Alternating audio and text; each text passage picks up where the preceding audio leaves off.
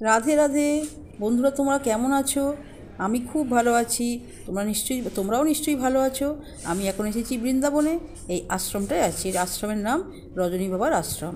বৃন্দাবন থেকে তোমাদের আমি কিছু কিছু আনন্দ যে করেছি শেয়ার করছি। দেখো, আমরা দ্বিতীয় দিন চলে এসেছি গোকুলে, যেখানে শ্রীকৃষ্ণ গোপাল খেলা করত। এইখানে এই মাটি অদ্ভুত মাটি, এতে জল মেশানো কাদা কাদা ভাব, কিন্তু কারোর গায়ে দাগ লাগছে না, জামা কাপড়ে কিচ্ছু দাগ লাগছে না। আমার দেখে খুব আনন্দ লাগছে। দেখো, আমরা এখন নন্দগাঁয়ে আছি। এখানে শ্রীকৃষ্ণকে নন্দরাজা লুকিয়ে রেখেছিলেন, মানে কংসের হাত থেকে রক্ষা পাওয়ার জন্য। আমরা সেখানে শিখেছি, এখানেও দোল খেলা করছে। এবার যাচ্ছি সেই আমাদের রাধারানীর বাড়ি বর্ষানা। কী সুন্দর, কী মনোরম দৃশ্য তোমাদের দেখাবো। সেখানেও দোল উৎসব হচ্ছে, প্রচুর ভিড় হচ্ছে, প্রচুর সেখানে দোল উৎসব হচ্ছে। কিন্তু আজকের দিন হয়নি, হয়েছে 2-4 দিন আগে। সেখানে দোল হচ্ছে বর্ষানাতে, লাঠি মহারানীর বাড়িতে দোল উৎসব আমরা করলাম, খুব আনন্দ করলাম। তোমাদের সঙ্গে আমি শেয়ার করছি। দেখো, তারপর ওখান থেকে আমরা চলে যাব আরও এক জায়গায়। দেখো, লাঠি মহারানীর বাড়ি। দেখো, এখনও কিন্তু আমরা এখানে আছি। এই যে সুন্দর একটা বাড়ি, একটা পাহাড়ের ওপরে, কি সুন্দর, কি মনোরম দৃশ্য। আমরা একদম সিঁড়ি বেয়ে ওপরে উঠে গেছি। ওপরে উঠে খুব আমরা আনন্দ করেছি, দোল খেয়েছি। ওখানে রাধারানীকে দেখেছি। রাধারানী অবশ্য প্লাস্টিকের চাপা ছিল, তাহলেও বাইরে থেকে দেখা যাচ্ছে। দেখো, কি সুন্দর, কি অপরূপ সিন। আমরা পাহাড়ের ওপর, একদম পাহাড়ের ওপরে রাধারানী বলেছি, লাঠি মহারানীর বাড়ি। এই রাধারানী বাড়ি, বাপের বাড়ি রাধারানী। দেখো, এই বাড়িতে রাধারানী থাকতো, আমি সেখানে গেছি। তারপর ওখান থেকে চলে এসেছি আমি কেদারনাথ, যেখানে শ্রীকৃষ্ণ তার বাবা মাকে কেদারবদ্রী দেখার জন্য সবাইকে ডেকে এনেছিল। এই দেখো, আমরা কেদারনাথে চলে এসেছি। কৃষ্ণের কেদারনাথ তৈরি করেছে এখানে। দেখো, এখানে আমরা একটা গুহার মধ্যে বাবা ভোলা মহেশ্বরকে পুজো দিচ্ছি। সবাই আনন্দ করে এখানে পুজো দিচ্ছি। খুব হই হই হচ্ছে। আমার কথা শুনতে পাচ্ছ কি না আমি জানি না, তবু আমি বলে যাচ্ছি। দেখো, আমি কোথায় কোথায় আছি। বাবা ভোলা মহেশ্বর কেদারনাথ অনেক উঁচুতে আছে।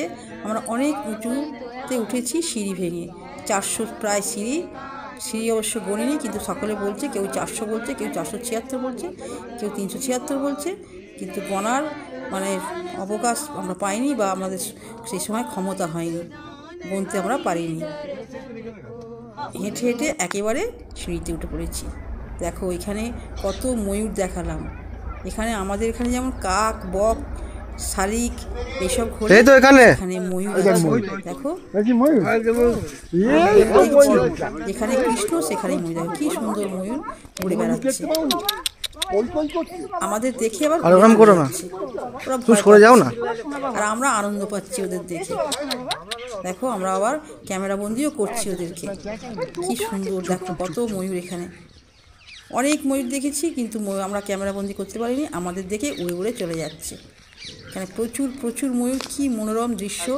আমার জীবন কিন্তু খুব সার্থক হয়েছে। খুব সুন্দর একটা জায়গায় আমি ঘুরতে এসেছি, তোমাদেরকে আমি শেয়ার না করে থাকতে পারলাম না।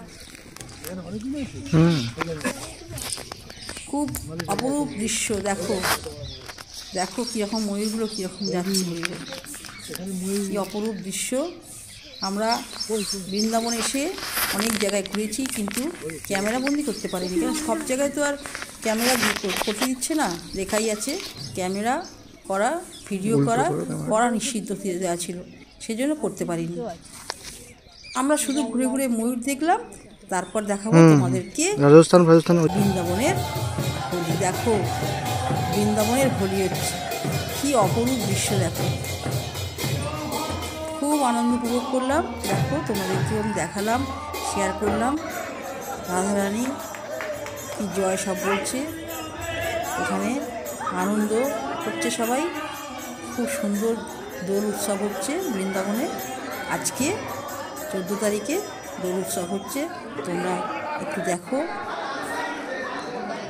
খুব ভালো লাগছে। দেখো, আমি খুব আনন্দ করেছি। এরকম দোল আমি কোনোদিন খেলিনি। বৃন্দাবনে এসেই আমি দোল খেললাম, দারুণ ভালো লাগলো, দারুণ লাগলো। যদি আবার কোনো সুযোগ হয় রাধারানীর কৃপায় আমি আবার বৃন্দাবনে আসবো, এসে দোল খেলবো, দোলের সময় আসবো, শুধু বৃন্দাবনে থাকবো। কারণ অনেক দূরে দূরে যেতে খুব সত্যি কষ্ট হয়। রাধারানীর বাড়ি গেছি, রাধারানীর শ্বশুর বাড়ি গেছি, কিন্তু ভিডিও করতে পারিনি, তোমার দেখাতে পারলাম না। তো ভিডিওটা এই পর্যন্ত।